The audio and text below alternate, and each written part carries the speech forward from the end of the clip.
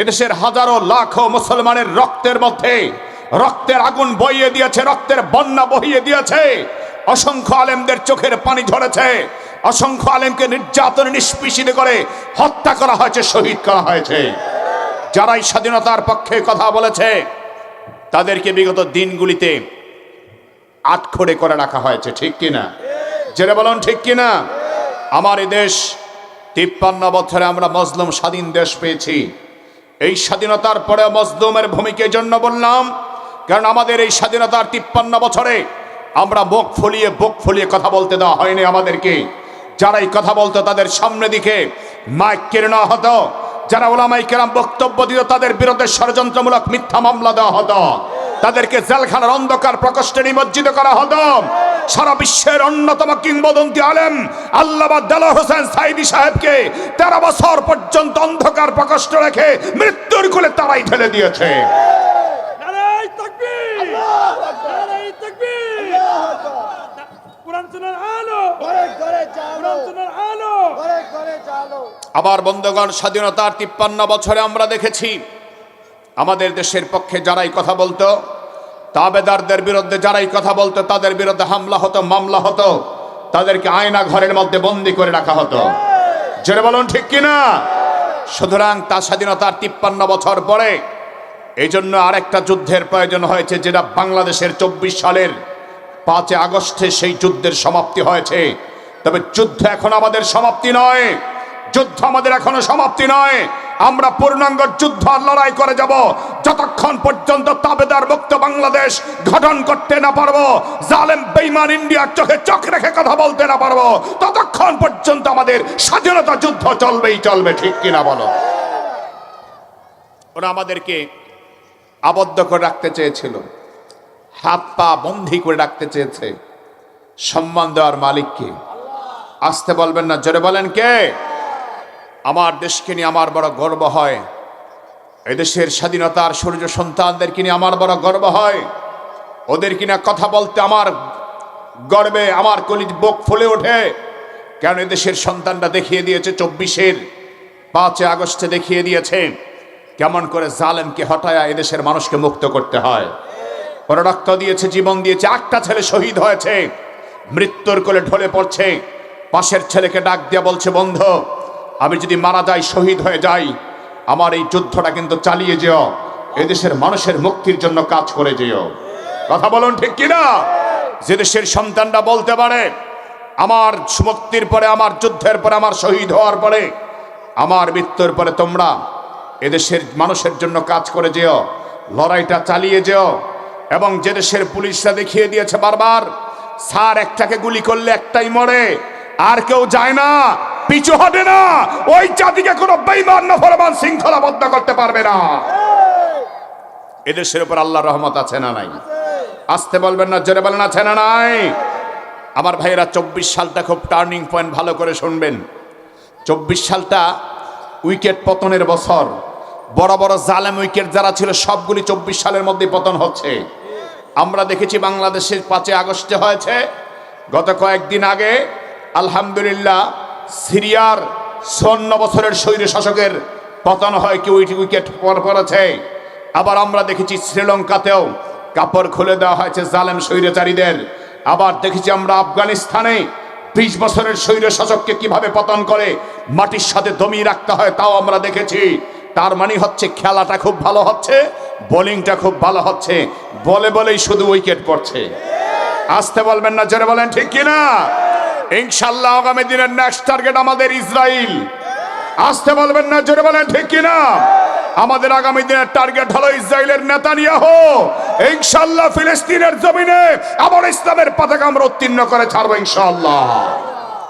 আমার ভাইয়েরা, আজকের এই বিজয় দিবসের কথাগুলি এই জন্য বললাম, আমাদেরকে যারা কুক্ষিগত করে রাখতে চেয়েছে, যারা মাইক পেলেই বলতো আসো খেলা হবে, খেলার মাঠ এখন তৈরি হয়েছে, ওই খেলোয়াড় কিন্তু আর নাই। যারা বলুন ঠিক কিনা? সময়ের পরিবর্তন করে দেয় কে? এখন আমি আপনাদেরকে যে বিষয়টা বলবো খুব গুরুত্বপূর্ণ বিষয়, এই বিষয়টার প্রতি ভালো করে খেয়াল করবেন। আমাদের দেশ এমন একটা দেশ, যে দেশের প্রতি মানুষের ভালোবাসা আছে, মায়া আছে, মহব্বত আছে, যে দেশের মানুষ বিপদে পড়লে মানুষ মানুষের পাশে দাঁড়ায়, সুতরাং আমরা দেখেছি আমাদের এই 53 বছর বয়সে স্বাধীনতার পরে আমার দেশের সামরিক শক্তিকে খর্ব করে দেওয়া হয়েছে, সৈন্যবাহিনী কমায় দেওয়া হয়েছে, বিডিআর বিদ্রোহের নামে আমাদের দেশের চৌকাশ সেনাবাহিনীর অফিসারদেরকে হত্যা করা হয়েছে। আমার দেশের সেনাবাহিনীর ভাবমূর্তি নষ্ট করে এদেশের সেনাবাহিনীদেরকে একেবারে আস্ত করে নিক্ষিপ্ত করে সম্মান মর্যাদা বিসর্জন দিয়ে ওদেরকে একটা ন্যাক্কারজনক অবস্থায় পতিত করেছে। সুতরাং আমাদের দেশ থেকেও যেই দেশ অনেক বেশি সামরিক শক্তিতে দুর্বল ছিল, সে মায়ানমার আমাদেরকে এখন হুমকি দেওয়ার সাহস দেখায়, অথচ মায়ানমার বাংলাদেশের নাম শুনলে 3 বার পানি পান করতে বাধ্য হতো। আবার আমাদের দেশে আমাদের প্রতিবেশী রাষ্ট্র থেকে আমাদেরকে আলু আর পেঁয়াজের ভয় দেখায়, আমাদেরকে দুর্বল করে রাখা হয়েছে, এই জন্যই আমাদেরকে ভয় দেখায়। সুতরাং আমি আজকের এই বক্তব্যটা দিচ্ছি বিজয়ের এই মহান দিনে। আমি সবাইকে উদ্দেশ্য করে বলছি, আমার বাংলাদেশের মুসলমান, বাংলাদেশের গভর্নর, বাংলাদেশের মাননীয় সেনাবাহিনীর প্রধান পর্যন্ত যারাই আমার এই বক্তব্য শুনবে, সবার কাছে একটাই আবেদন, আমার বাংলাদেশের মানুষ বিপদে পড়লে আমরা যেমন পাশে পাশে দাঁড়ায়া যাই, বন্যার সময় যেমন একজন আরেকজনের পাশে দাঁড়াই, ক্রান্তিকাল সময় একজন আরেকজনের পাশে দাঁড়াই, আমার দেশকে রক্ষা করতে হলে স্বাধীনতার 53 বছরের পরে আগামীর দিনগুলি কেউ যেন চোখ তুলে কথা বলতে না পারে, এমন একটা বাহিনী আমরা চাই, যেই বাহিনী আমাদের দেশকে রক্ষার জন্য সবচেয়ে বেশি রক্ত দিবে, জীবন দিবে। এই সামরিক শক্তি দিয়ে বাড়াবার জন্য সবার পক্ষ থেকে জায়গা জায়গা থেকে সাহায্য সহযোগিতার প্রয়োজন, ঠিক কিনা? কেমনে সাহায্য? আমাদের দেশে যখন বন্যা হয়েছে, বিদেশি ভাইরা সাহায্য করেছে কি করে নাই? কথা বলেন, করেছে কি করে নাই? আবার যখন রোহিঙ্গার সমস্যা তৈরি হলো, আমাদের দেশ থেকে, মসজিদ থেকে, মাদ্রাসা থেকে সবাই মিলে সহযোগিতা পাঠিয়েছে। সুতরাং আমাদের বিশ্বাস, আমাদের এই সামরিক শক্তিকে বৃদ্ধি করার জন্য, সৈন্যবাহিনী বৃদ্ধি করার জন্য, স্বাধীনতার স্বকীয়তা রক্ষা করার জন্য ইনশাআল্লাহ আমাদের 1 মাসের বেতন হলেও আমরা দিয়া আমাদের এই সামরিক শক্তিকে আমরা অনেক বেশি পরিমাণ ডেভেলপ করব, যেন কোনো বেঈমান আমাদের দিকে চোখ তুলে কথা বলতে না পারে, আমার স্বাধীনতায় হস্তক্ষেপ করতে না পারে। রাজি আছেন মুসলমান? কারা কারা জিদু হাত তোলে, আল্লাহকে দেখা। নারায়ে তাকবীর। আমার দেশের প্রতি মায়া আমাদেরকে রাখার দরকার আছে না নাই? এবং যারা বলবে এদেশের পক্ষে, আমরা এই দেশের জন্য কাজ করছি, আমরা দেশের ভালো চাই, কিন্তু আমার ভাইয়েরা, ওরা দেখা যায় ওরা বেঈমানদের তাবেদারি ছাড়া কিছুই করতে পারে না, এই সমস্ত লোকদের কথায় আমরা আর কখনো বিশ্বাস করব? যারা দেশের পক্ষে কাজ করবে আমরাও তাদের পক্ষে। সুতরাং বিজয় দিবসের অঙ্গীকার হোক, আমার স্বাধীনতা আর কাউকে খর্ব করতে দেওয়া হবে। আল্লাহ পাক যেন আমার দেশকে হেফাজত করেন, জোরে বলেন আমিন। আর একটু জোরে আওয়াজ করে বলেন আমিন। আমার ভাইয়েরা, স্বল্প সময়ের মধ্যে কথা বলবো ইনশাআল্লাহ। দুনিয়াতে ইসলামকে আল্লাহ পাঠিয়েছেন দুনিয়ার জমিন ইসলামকে আলোকিত করার জন্য, গোটা বিশ্বময় আল্লাহর বিধানকে প্রতিষ্ঠিত করার জন্য। কিন্তু রাসূল করিম সাল্লাল্লাহু আলাইহি ওয়াসাল্লামের মতো শ্রেষ্ঠ পয়গম্বর, মহান ব্যক্তি, তিনি ইসলামের কথা বলছেন, আর বেঈমান নাফরমানরা চতুর্দিক থেকে আমার রাসূলকে কোণঠাসা করার ষড়যন্ত্র করেছে। কথা বলুন, ঠিক কি না? আল্লাহ রাব্বুল আলামিন বলেন,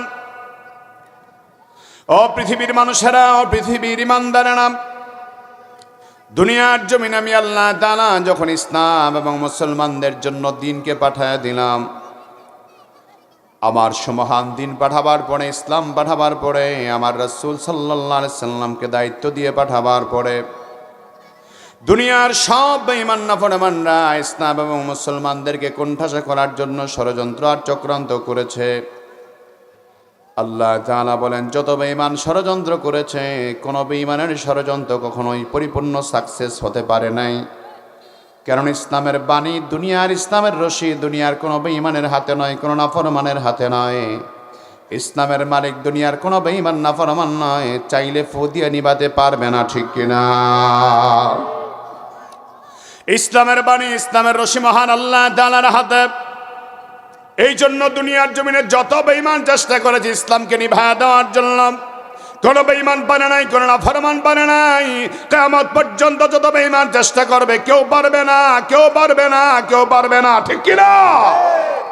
সেই জন্য আল্লাহ তাআলা কুরআনুল কারীমে বড় সুন্দর করে দুনিয়াবাসীকে লক্ষ্য করে আল্লাহ বলছেন, ও দুনিয়ার মানুষরা, দুনিয়ার সমস্ত বেঈমানরা চাই ইসলামের বাতিটাকে একটা ফু দিয়ে নিভায় দেওয়ার জন্য, কোরআনের জ্যোতি একটা ফু দিয়ে নিভায় দিতে। কিন্তু আল্লাহ তাআলা বলেন আমার সিদ্ধান্ত হলো ইসলামের বাতিকে গোটা দুনিয়ায় ছড়ায় দেব। জোরে কোন সুবহানাল্লাহ। রব্বুল আলামিন কোরআনে কারিমে বড় সুন্দর করে বিশ্ববাসীকে লক্ষ্য করে বলেন, ইউরিদুনা লিইউতফিউ নূরাল্লাহি বিআফওয়াহিহিম ওয়াল্লাহু মুতিম্মু নূরিহি ওয়ালাউ কারিহাল কাফিরুন।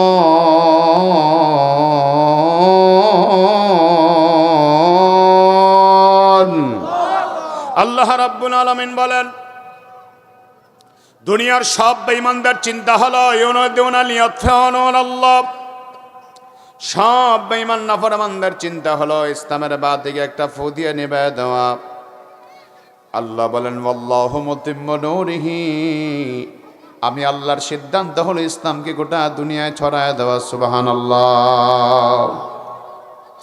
বেঈমানরা চাই নিভাবার জন্য, আল্লাহ চাই জ্বালাবার জন্য। কাঠটা জ্বলবে, আসতে বলবেন না, জোরে বলেন কাঠটা। আল্লাহ বলেন ওয়ালাউ কারিহাল কাফিরুন, যদি ইসলামের বাতি গোটা দুনিয়ায় জ্বলক, এটা বেঈমানরা চায় না, নাফরমানরা চায় না, যদিও এটা তারা পছন্দ করে না। কিন্তু আল্লাহ বলেন ইসলামের বাতি জ্বালায় দিব, কোরআনের জ্যোতি সারা বিশ্বময় জ্বলবে। এটা আমি আল্লাহ তাআলার সিদ্ধান্ত, এটাই আমি আল্লাহ তাআলার সিদ্ধান্ত চূড়ান্ত করলাম। সেজন্য দুনিয়ার যত বেঈমান চেষ্টা করেছে কোরআনের বাতিকে নিভায় দেওয়ার জন্য, সারা দুনিয়ার সব বেঈমানের প্রচেষ্টা ব্যর্থ হয়েছে, ঠিক কিনা? সেই জন্য আমার বন্ধুগণ, ইসলামের মালিক দুনিয়ার কেউ নয়, ইসলামের মালিক একমাত্র কে? আসতে বলবেন না, জোরে আওয়াজ করে বলুন কে? আল্লাহ তাআলা ইসলামকে দুনিয়াতে এমন ভাবে আলোকিত করেছেন আমার বন্ধু। আমরা দেখেছি ফেরাউন চেষ্টা করেছে ইসলামকে দমন করতে পারে নাই, নমরুদ চেষ্টা করেছে পারে নাই। দুনিয়ার যত বেঈমান নাফরমানরা ছিল সব বেঈমানরা চেষ্টা করেছে, ইসলামকে দমন করতে পারে নাই। আমার বন্ধুগণ, বর্তমান আমেরিকার প্রধানমন্ত্রী ডোনাল্ড ট্রাম্পের একটা খবর শুনে বড় ভালোই লাগলো। ডোনাল্ড ট্রাম্প আমেরিকার প্রধানমন্ত্রী নতুন করে নির্বাচিত হয়েছে, দ্বিতীয়বারের মতো। আগেও একবার ছিল। নতুন করে আমেরিকার প্রধানমন্ত্রী ডোনাল্ড ট্রাম্প হয়েছে। সে আসলে একটা রেসলিং খেলার, ওই যে মারামারি করলে কিলাকিলি করে, রেসলিং খেলার রেফারি ছিল ডোনাল্ড ট্রাম্প। সেখান থেকে এখন হলো আমেরিকার প্রধানমন্ত্রী, পরাশক্তি। আমার বন্ধুগণ, গত টার্মে আমেরিকার প্রধানমন্ত্রী হওয়ার আগে অনেক লক্কার ঝক্কর দিয়েছে ইসলাম এবং মুসলমানদেরকে নিয়ে, কিন্তু শেষ পর্যন্ত দেখলো ইসলামের বিরুদ্ধে ষড়যন্ত্র করে কোনো লাভ নাই। আজকে শুনলাম, আলহামদুলিল্লাহ, খবরটা শুনে ভালো লাগলো, তার অধিবেশন শুরু করেছে সে আল্লাহর কালামের তেলাওয়াত দিয়া। জোরে বলেন আল্লাহু আকবার। তার মানে বন্ধু, ইসলামের জ্যোতি গোটা দুনিয়ায় ছড়ায় দিব। কোরআনের বাতি আমেরিকার পার্লামেন্টে পৌঁছায় দিলেন কে? ও মুসলমান, ইসলামকে দুনিয়াতে মূলোৎপাটন করা যাবে না, যাবে না, যাবে না। বরং ইসলামকে যারা মূলোৎপাটন করতে চাইবে তাদেরকে আল্লাহ তাআলা সমূলে ধ্বংস করে দিবে, তাদেরকে আল্লাহ তাআলা দুনিয়া থেকে নিশ্চিহ্ন করে দিবেন, ঠিক কিনা?